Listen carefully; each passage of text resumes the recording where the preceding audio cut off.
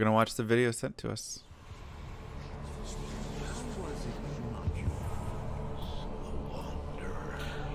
Now you know what I seek, Marcus. Release the demons from my... Wait, we got Kane back? Oh, it's 2. It's 2.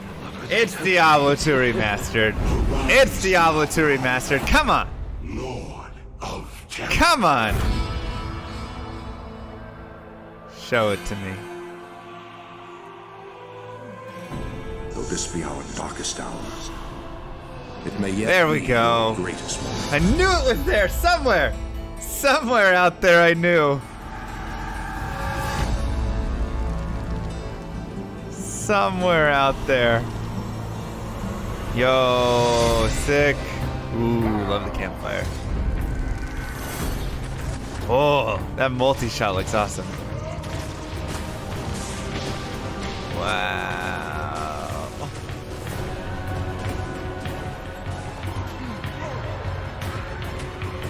Yo. And console, okay. All right. That'll be interesting. Oh, that leap attack was awesome.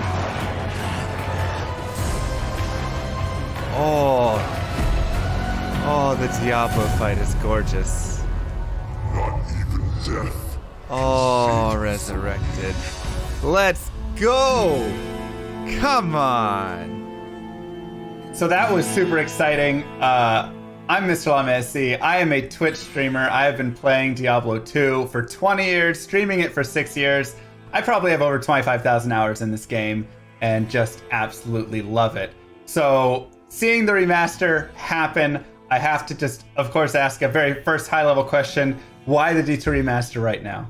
Well, Diablo 2 is a very special game to Blizzard, as many of you well know, and Diablo 2 also had its 20th year anniversary. So with that, we really wanted to stay true to what that authentic experience was for Diablo 2 and bring it to the current audience and improve it for the existing audience and invite new people to experience it for the first time. It's also good learning opportunities too for us, especially when we're partnering up with Vicarious Visions now to work on a remaster projects like this together. So it's been a great partnership. We've actually worked with Blizzard for a while now, a couple years, even starting with some BattleNet integration type things. We just finished Tony Hawk remaster. Before that, we did Crash Bandicoot remaster, and it just seemed like a perfect match for us to work together. It was a shock to my system to first to come in and then see that it's a remaster trailer. Was not expecting that. But then to see the complete shift in the design and the art and everything. And I'd really love to hear more about how you came up with the process for how you want to remaster the look of it, right? How you wanted it to visually exist. And I'd love to bring in Chris Amaral to talk about some of that. Chris, can you discuss a little bit of the philosophy and the design decisions around this remaster? So luckily we had a ton of good inspiration from the original D2 art. Our primary focus is always nostalgia, right? We want to make sure we focus on getting this right and deliver an authentic experience that players remembered from 20 years ago. Every choice we make with the art, with the models, with the environments should really ignite that nostalgia and then reinforce that emotional connection from the original game. But then we came up with like a 70-30 visual guide. 70% is basically the classic. This is where we don't touch. We don't touch what works, right? We want to maintain those iconic shapes, colors, tones. Everything should be one-to-one and faithful to the original. We want things to feel authentic and preserve those original designs. With the 30% new, that's kind of where we're going to elevate that art. Every change we make should really signify that step forward visually. I also noticed that the game was 3D, and can you talk a little bit about the discussion or how you moved and some challenges moving from 2D to 3D? Well, I mean, evolving from a 2D sprite game, like a 2D image game, to a 3D is very challenging. We basically had to write a complete new PBR renderer, so a physically based renderer on top of the old game logic. It's difficult because you're dealing with models versus 2D sprites, where you have to basically write. You have dynamic lighting, you have dynamic VFX. Like a lot of that is an additional system that we have to work out on our end. So the follow-up to that question, I suppose, is I wasn't able to see any items when I was watching that trailer. Are all of the items also going to be remastered? All of the gems, all of every single piece of this? And what sorts of flavor did you decide to add to that artwork? So everything is being redone. So we remodeled everything because everything has to drop in the game. So you have your icon art, and then you have your 3D space art that flips, right? So we had to basically model everything. And as far as the inspiration, we actually were inspired by some original documentation that we found from Blizzard North, where there was a huge, Word doc of like where the original artists pulled inspiration from. So a lot of that was like very historical landmarks, locations, and very, very much real world referencing. So that was kind of where we kind of pulled our inspiration as well. We wanted that functional design that the original art had. Everything felt like it was believable, and that detail really does help to give it some realistic context and makes you feel more immersed in the game. Like it makes you feel like you're part of this world when you can see every little buckle and strap. I remember when we went into the tavern and there was garlic hanging from a beam, and we're all like, what's the garlic? And this is all full 3D everything, and then they're like, oh yeah, there was garlic in the old game. We go back and it's like 4 white sprites, and you're like, holy cow, yeah, garlic, and there's hams hanging and everything. So it was really cool to see it almost for the first time. And it's funny because original SD, like it was made in all 3D. So we actually came across a bunch of screenshots that were a different camera. Like it wasn't the isometric camera. It was like either marketing art or something else, or maybe just exploration. But there was shots of that garlic in the original art. You could never really see it in the pixel art, but it was there. So it was telling that they were really trying to achieve something very very grand with this art. I'm not gonna lie, I never knew that they had garlic hanging in there. I mean, maybe a couple white sprites. I thought they were maybe candles, or who knows? No clue. But that makes me excited to go look around now and just like explore all of the areas in the game, just to look at the new detailed art and see what was. Well, you see it now too, because also we have the one new feature for the art on the art side of things is a zoom camera. So it'll help you get in there and look at all the details. Like it was something that I really felt strongly that like a lot of ARPGs that come out now all have a zoom feature. So this will really get you up and close and personal with like your armor, your weapons, like everything, the runes. Another way to look at it too is our legacy toggle feature, where you can flip back between the old visuals of the game and our current visuals. It's not even just a simple art swap. It is really the old game running underneath, because like Chris was mentioning, our new our graphics engine is running on top of the game, and is mimicking what is running underneath. It's still following all the same data and rules and timings of everything. So we are still being true to that 25 frames per second of what the game is underneath, but rendering it in a way that has more frames per second.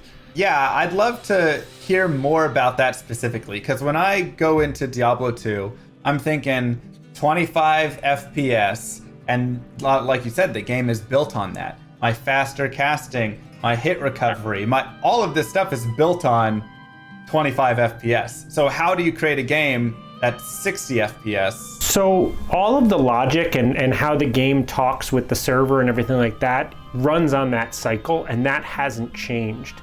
So we still have benchmarks in all of our content, say for animations of when a hit frame occurs, how long it can recover, and all of that. That all matches exactly. Now it can run at a faster frame rate, and so modern games run on time, not frames. So we've done that, but all of the logic still runs on those same things. So you can wait for your breaks to occur. All of those things still happen at the exact same. And that was through no small effort, but it's super important, right? Because even if you can't see it right away, you feel it when it's different.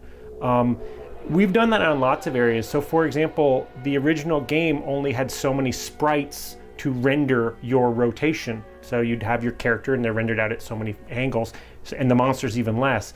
But you could actually walk at greater directions, right? You have, I think it was 64 different squares around you that you would path to, and you'd have feet sliding. We've increased that, so now there's more granularity. Obviously it's 3D, your character can run straight, but underneath the hood, I mean, this is a game made back when the inspiration was tabletop games, and so the game is a grid.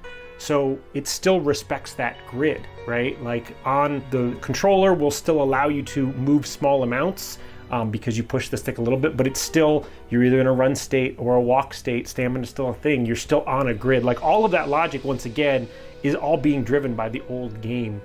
That hasn't changed.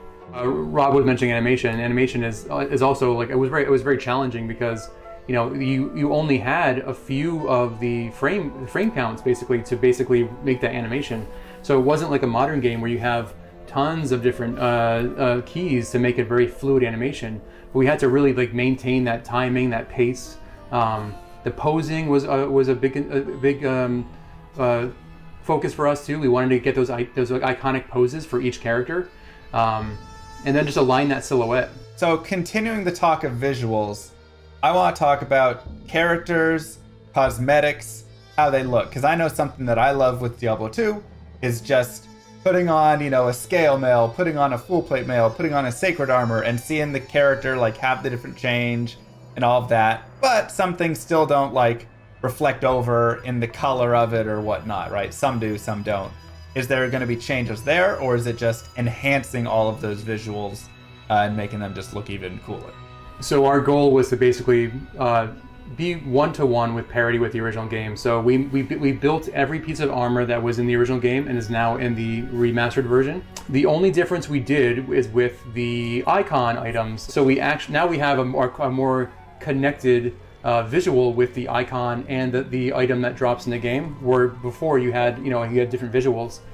That's really the only thing we pushed on as far as modernization. Yeah, so like shields or weapons, a lot of the unique items that you find in the game had special kind of icon arts, right? And that is something we're actually going to be showing on your character in the new visuals. That definitely excites me. I think that's something a lot of people would love to see, a lance guard and have the cool stuff actually on their character there. It will be the same model you see on those icons. Are we going to see remastering of the cinematics in the game? Yes. Yes, we are. Yep, the entire full 28 minutes or whatever is going to be all remastered with new high fidelity art. It's going to look amazing, by the way. So will the sound in those also be remastered, and any other sound in the game be remastered? All of the audio has been remastered, as well as we've added additional surround sound features. There's more ambient, there's more effects going on. It's just a richer experience if you want to play with your, full setup. However, we have to use that measured hand as well with audio. There's just a lot of very, very iconic sounds that we really couldn't change, right? Like if you put a skull into your inventory, that pop noise, don't change my skull sound. Exactly, right? So yeah, so there are certain things you're gonna, you'll hear. For like your footsteps running will have some variety. When the rain kicks in, it's going to have a lot more depth. When you go to the jungle, you'll hear a lot more life in those trees. But yeah, there's just some sounds we couldn't mess with, right? With Blizzard, when we're creating new games, one of our design philosophies is to what we call find the fun.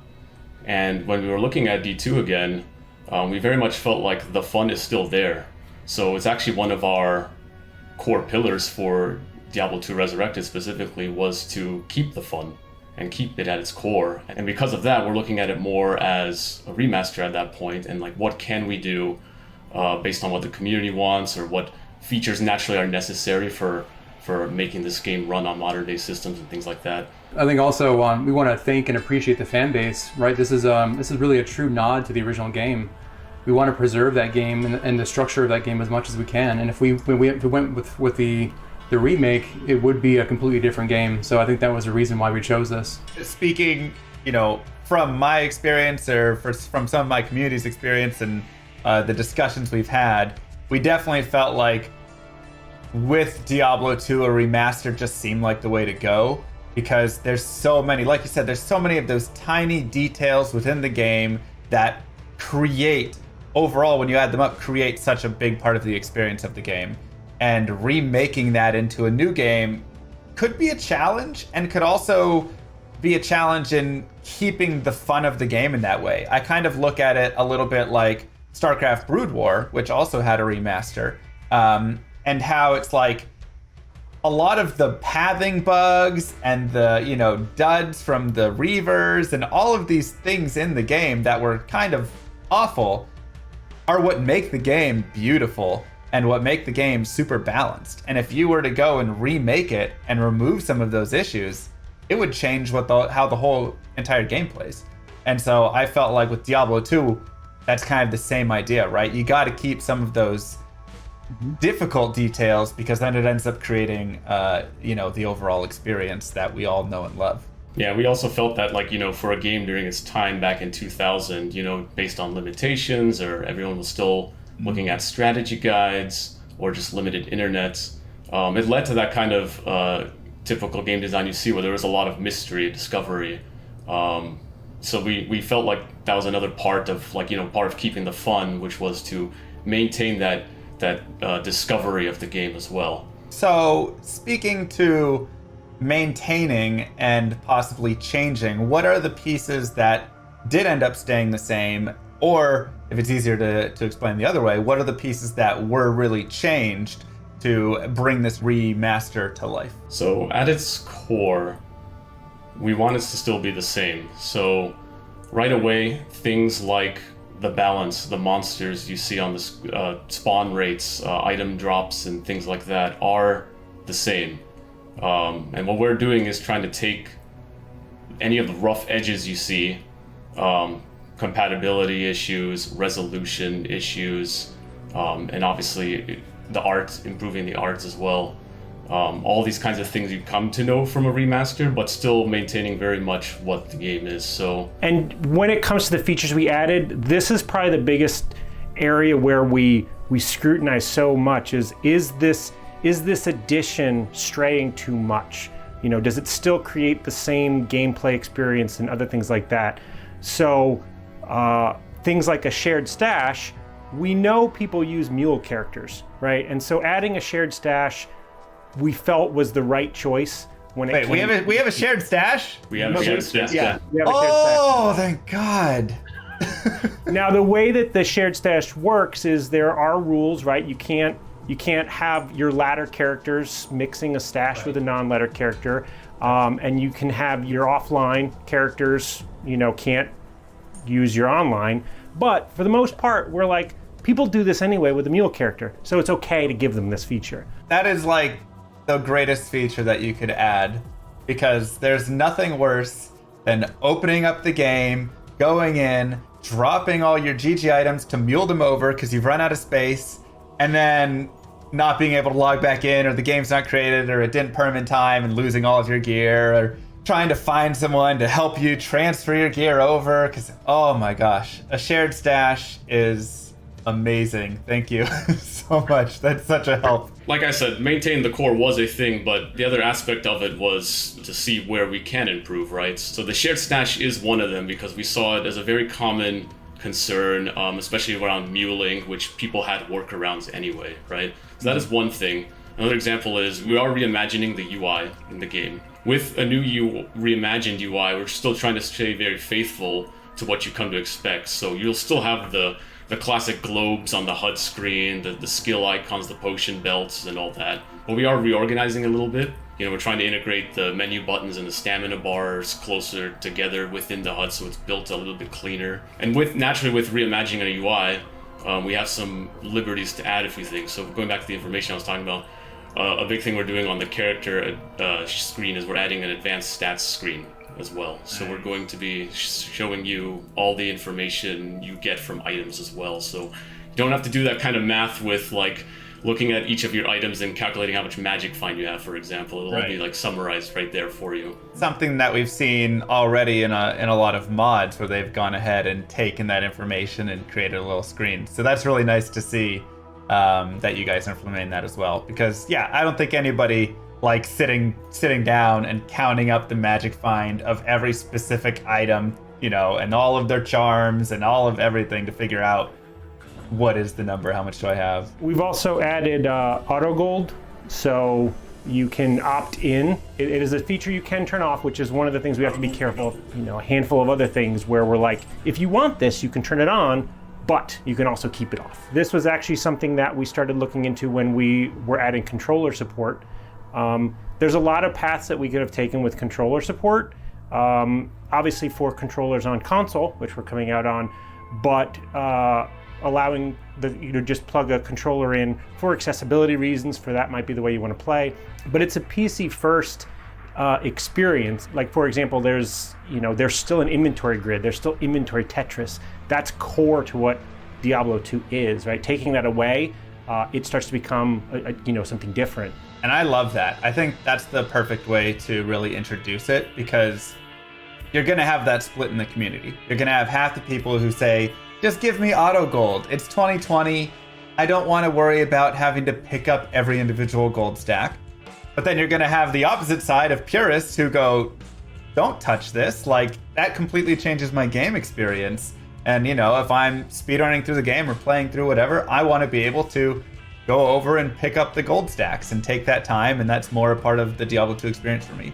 I want to jump back to features in a second. But before we do, you just brought up console play. And I feel like we have to jump into console, the decision for console, and how you're gonna make that work. You already talked a little bit about like auto gold, having that to be a little more accessible. But when I think of Diablo 2, I think of a mouse going and clicking everywhere and how does this work on a console? To say it wasn't a challenge would be a bold lie. So there's a couple things. For the most part, the game thinks you're still using a keyboard and mouse with a controller. That was almost a rule we kept, that helped keep us on the rails, because we didn't want to be sacrificing, once again, that authentic experience. But we did want to make it more accessible, bring it to a modern audience. I mean, there are people who were born after this game came out that we want them to enjoy it and play it. And a lot of those people are used to, just more modern titles that could use a controller. Also, from an accessibility of just allowing you to plug in a controller, helps for many other people to get to enjoy the game. The biggest thing I think that the two big things we'll say. One is you're changing the way you play the game from being kind of an eye in the sky and telling your hero what to do by clicking on areas, to actually being your character and directing them. So pathfinding is gone, right? Because you're doing the pathfinding and things like that, which creates some very interesting things. For example, the sorceress's teleport is meant to teleport to wherever you click. So in that area, when you're playing on the console, we will have a kind of a default distance that you will teleport to. Whereas on the PC, you can click wherever you want. Same with Barbarian's Leap, although that one's interesting because it levels. But it's become a very, very fun challenge. Like, I'm a necromancer and I need to target an item on the ground that has a certain keyword. It's working so far, but you guys will be the ultimate judge of that. Yeah, we've had a lot of talks back and forth, playtesting and things like that. A big challenge we had too was categorizing, all those 300 character skills, to see how each of them really play, to see what challenges there were. And yeah, like Rob mentions, the Necromancer Iron Golem is a favorite of ours to continuously talk about because of the various ways it can target. Also, like a Sorcerer's Telekinesis is another example. Watching the trailer, we see the assassin and druid at the campfire. We see a druid casting tornado. I have to ask though, even still, this includes Lord of Destruction, right? This is going to be a full encompassing remaster and not just classic or just a piece? That's correct. Yeah, we are going to be including both the base Diablo 2 and the expansion Lord of Destruction as well. And we're even keeping the mode of playing non-expansion character as well, right? So you could still play a classic barbarian, for example, and things like that. Okay, awesome. Because that was something I was also going to ask was, will there be classic mode? Because once again, when you go to the purist, you always have the people that go back all the way and they're like, classic is pure and that's it, and I won't play anything else. Yeah, it was very much a mode we wanted to keep. Even based on popularity, it might not be as much, but it's still a part of the game, and it still leads to interesting ways of playing too, right? A lot of it's even data driven too. So like a lot of the reasons to keep it were pretty clear to us. Like, let's make sure we're not taking something away from this remaster. I'd love to go ahead and start talking about some of the other features, or continue talking about some of the other features that you had mentioned before, because hearing each of these already has gotten me so excited for this game. And so what are some other little things that you felt could be changed, wouldn't change the whole flow of the game, but just improve it a little bit? One thing we're looking into is making it easier to interact with your stash. So having quick keys to move to your stash is one thing versus like dragging the mouse to every time you want to move something to your stash. Other things we're looking at as well are like an item comparison tooltip. So in case you're looking at some other item, you can hold shift or whatever controller button is mapped, and then you can see what equipped items you have just for quick glances, things like that. The item comparison is a great example of us adding it, but added it with a measured hand. So we don't suggest any gear for anybody. The gear in Diablo 2 is so quirky and different, and every class can use everything, that us recommending things like that actually was more confusing to people. So you hold shift and it's like, here's what you got equipped, here's what it is. I think that's the great way to do it with Diablo 2, because I agree. I mean, I think that's one of the best parts about Diablo 2. The items are so fantastic, so unique in their own design, that it would be near impossible to have a tooltip that could actually recommend one or the other, because it's all so unique to every situation and character and skill build and everything. We added 5 more languages, so that's a feature to a lot of people who speak those other languages. The whole front end is pretty much modernized now, so your character is much bigger front and center right in the beginning, and you'll have a backdrop of whatever act you're in. So that's all been streamlined. You can still, play online or offline, but that flow has been improved. So what are your favorite changes that each of you have within the game so far? There's a lot of fun. It's fun to see a lot of the art come to life with our new visuals. So for me, one of the things I've been waiting for since like first starting on this game was to see that character creation campfire scene come to life in our new arts, and I'm really happy to see how far it's progressed, and I love seeing that. It's just such an iconic moment. It's the first thing you really see in the game before you get started, and it's amazing. Can I say all the art? No, I'm just kidding. So we added, like Rob mentioned, we added like an act-specific screen in the front end. And it's basically this large screen where we have like a diorama of each act, and it's amazing to see, because it feels like you're really there. Like you can see the detail, you can see every aspect of the scene, and like it just has that very immersive feeling to it. So that's probably my favorite part. I think mine is a little bit more squishy. I think our game has gotten a little scarier. I think that there are certain areas in the game where just the way that the 3D lighting is and the way the sound is, and I play it on a big screen TV sometimes, and just it feels scarier, it feels creepier, a little more claustrophobic in certain areas. That's not just one feature, there's a lot of things going on there, but I think it's really, really cool. I would like to hope that had the original creators had the tools we have today, it's the experience they would have wanted to make. Yeah, I think the lighting really helps with that too, because we're a 3D game. That's one of the biggest differences between the original games. So what the game had before with the sprites, with 3D models built into sprites, was not a true real-time lighting system. So because we're pushing that with a 3D graphics engine running on top of the game and getting actual 3D lighting inside of those kinds of caverns and corridors, makes for a very interesting experience now, because it just feels more immersive with having light react around you like that. Yeah, I would definitely say, I mean, I've only seen the trailer piece you sent me, but even from that, just seeing like down in the tunnels or the sewers, or any of those like you said, cavern dungeonous zones, the lighting, it was darker and brighter, and then things like the skeletons with the fire, it just had like this different, I agree, creepier feel. So I haven't seen much more than, or anything more than you guys showed me, but there was definitely a different feel to the game. And I loved the fire the most, I think. Just watching like the sorceress meteor was like gorgeous. Fire and lightning, once we got all the effects up and running, that was definitely a couple of times where we would be just in a review and we're like, oh, like, and 10 minutes would go by and we're like, oh crap, we had a meeting, we were just playing now. Another thing that kind of goes without saying, that just because it's parody, but 8-player multiplayer, that just works. But once again, it was tricky to get that going.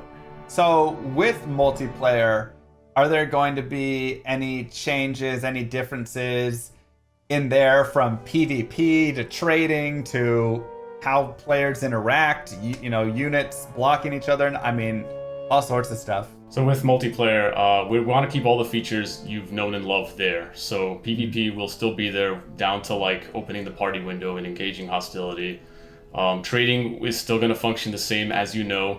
You can go into games, trade items, or talk in chat channels and things like that. Areas of improvement, though, like I said, going back to my mentioning of reimagining a lot of the UI, improvements to the battlement lobby. So we're trying to look at some things like improving like how you browse server games. Like, so when you're looking at a game to join and typing passwords and things like that, that's the kind of area we're trying to see how we could smooth out in ways like making sure you can browse normal games, Nightmare games, and Hell games, even though you've graduated to the higher difficulty. I'm sure you've known that. There's nothing worse than accidentally killing Bale in Nightmare when you're trying to do Nightmare Bale runs and you're like, I can't find any of the games anymore for Nightmare Bale runs. But you can if you log into a separate character. Right, you go to a separate character and then look at it. That was kind of our logic, right? Since there are workarounds there, that made it easier for us to make the decision of allowing some of those things. Another change is also looking into reducing ladder seasons overall. So right now, ladder seasons in Diablo 2 are 6 months, and we're looking at reducing that as well to help have more engagement and kind of drive more incentives too. 6 months is a long time, and we're looking into like if we make it shorter, we could probably have greater beats throughout the year, as well as seeing people strive harder for getting like that to that level 99, right? So is there going to be any reward change on that, or will it just simply be, the same standard? You get to 99, you're 99 on that leaderboard, and I mean that's a giant reward in itself. But I don't know if there's any other piece go up on the Battle.net website or something. We're not looking into adding anything beyond what the game really did, but in some ways there will be some things that kind of come out of because of what we changed. So we have the leaderboard, right, where you can see each class going to level 99. There are easier ways to filter through that. And we're also looking into saving that, right? So you can always look back to previous seasons as well. So in a way, we're creating that kind of legacy now that has kind of been dropped from the past. So that's one advantage, is your names could be there in the legacy if you're looking in the past. I mean, I think that would be cool enough. Just anything to keep it there as like forever. Like this was season 1, season 2, Like that's when I got my 89. Because I know a lot of people like to go and reflect kind of on their old characters and pushes and stuff like that. Character expiration will not be a thing anymore, by the way. Ooh, Due to modern Battle.net integrations, you will not have to worry about refreshing your characters, so they will stay with you. Awesome. Will there be anything different with like character names then, if that's the case? Oh, yeah. So this was one that we talked about for a very, very long time. So because we are moving to global servers and we have cross progression, we will allow duplicate names because with everyone being in the same thing across all consoles and all platforms and other things like that, you would very quickly bump into duplicates like day one. And so we are allowing duplicate names. However, they will also be appended with your gamer tag or your Battle.net ID or other things like that, so that you are still unique. But this also allows us for people to play the game quicker, because we can autofill in your name, other things like that. Rob touched on it a little bit, but another mention there was going to global servers as well.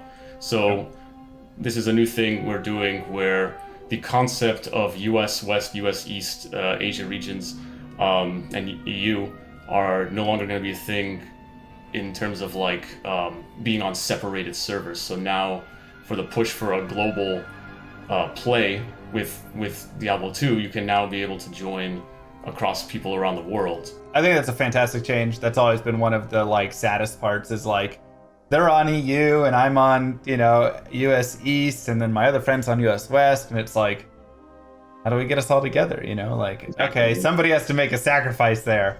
And so that seems like a really positive change. So far, you guys are killing it. I'm loving absolutely. I just want to say, like, I'm loving all of the changes and all of the decisions that have been made. It feels like you're really respecting the integrity of the game, but really bringing in a lot of that quality of life, because Diablo 2 just had some of those pain points like muling and separate servers and all of that. So I just want to throw that out there really quick. There's a lot of love and care going on into this. Like we're very passionate about Diablo 2. You know, I can even give you a little anecdote of when I started on the team. I was asking around too. Naturally, as a designer, I want to know as much as possible about this game in order to make good decisions on a remaster. So I asked around, like, what kind of files and leftover archives do we have from before, from Blizzard North? And I was told, like, I was given some, and like this, I was told that was it, which I quickly disbelieved, because I like to just do my own little digging arounds to find out things. So I dug around a lot in a lot of archives, and I looked around in different teams as well, because naturally a game from 20 years ago, people have moved on different teams, and like where has data moved around across our other games across Blizzard. So it was within folders, I like to say, that I found a lot of old source files from Diablo 2. A lot of things, like within folders of saying stuff we should archive. And there was a lot of stuff to archive indeed, because there are a lot of things, like we're talking like model source files, old tools that Blizzard North used to create like the sprites and things like that. All these things I spent months and months organizing and communicate that out to the team, and help getting Blizzard library team and other people to help out too, to help share as much information as possible, which helps a lot with when we're adapting some of these models and whatnot and making new art out of it, because, you know, sometimes those pixels aren't good enough, and if we have some kind of source model to look at, if we have it, now we can make even closer decisions. On that day when he found that, I think that really helped me greatly. Like, we sent all of that imagery, even the models, I think we sent over to the outsource teams and different art teams, which they used as like a stepping stone. The only piece of art we actually reused one-to-one were Tyrael's wings. So we actually took the Tyrael wings from the old Max file, and then just repurposed that for hours. Like, we did very little work, very little modernization of that. We just made it work. But yeah, we did follow a lot of the rules that the old game actually used. For like another example is the succubus, in which I think the old Blizzard North model, they reused the assassin mesh for the body, and we did the same thing. We use our assassin mesh for the succubus. Yeah, a lot of fun discoveries that we're actually kind of making the same decisions on in interesting ways. Another example too, like, is because we found a lot of stuff. There's a lot of old texture files for some environments on the game. So another example is like the walls you see in the Act 2 tombs, with those kinds of like paintings on them, are the same textures we're using, because we found the source files for those. Any symbology we have questions on, we always like jump into that archive, try to find some kind of source or reference or something, and we just reuse it as much as possible. We want this to be as true as possible. That could even carry over to the cinematics too, you know, like a lot of the cinematics cover the same locations. Think of like Tal Rasha's tomb with Baal in front of it, and there's all those runes going on behind him. Finding sources like that to try to match as much as possible was a goal, and I'm glad to say we did find those kinds of things, and they're matching it very well. So it's helping our cinematics too. There was even concepts we repurposed. Like, we found a couple concepts that were amazing from 20 years ago.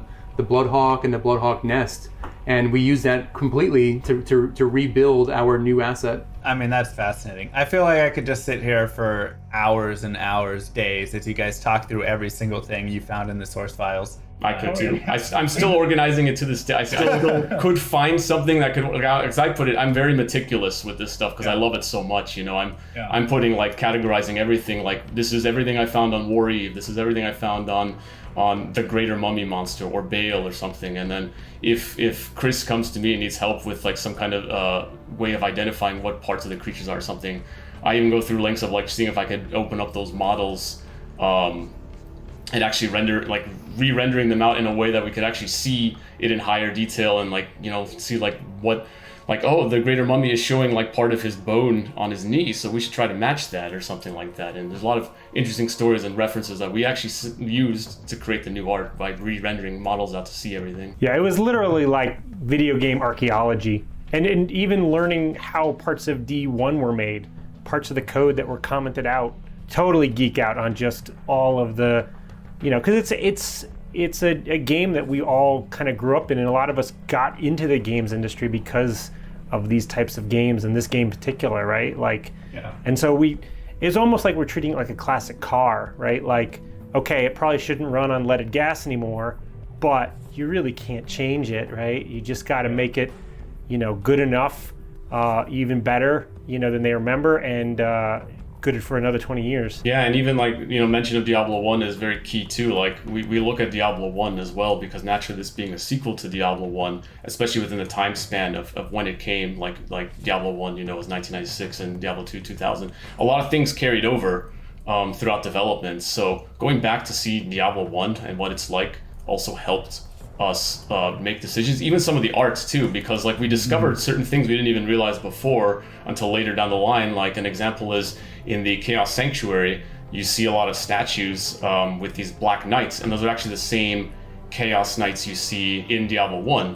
So like sometimes some of the things I find even source files from Diablo 1 were useful for us for reference, so we can make the new statues and things like that. Even the Sorcerer and the Act 3 Hireling shared very similar models. Like it was just an addition helmet or a little bit of detail on the chest, but that was really the difference. You guys need to do a just like developer archaeology discussion at some point where you just sit down and talk through all of this, because this is like the most fascinating stuff I've heard. I mean, I've played so much Diablo 2 that I know so many intricacies of the game, but like when there's like more to be discovered, it's like, oh man, I'm like itching to know. So I would love to just listen. The funny thing is, like, you know, going back to our like core philosophies on the game, like, you know, we wanted to keep discovery and the mystery and stuff.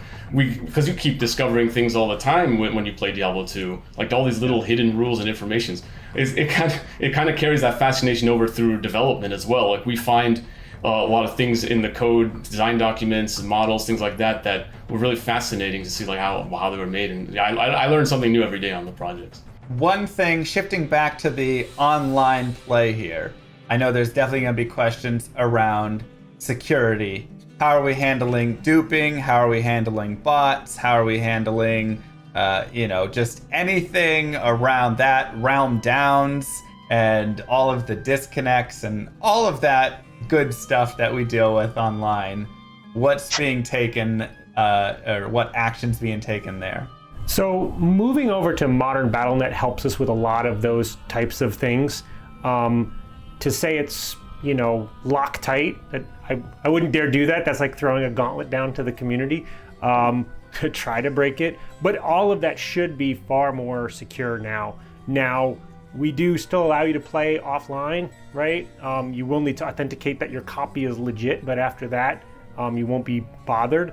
And so there's a reason why we leave those characters quarantined away from online. I mean, yeah, we have a server team working on it, and these are some of their efforts, right? We want to stop the bots, stop duping as much as possible. There's a lot of strides happening in the back end of things. So I'm excited to play this game, and I'm sure a lot of other people are very excited.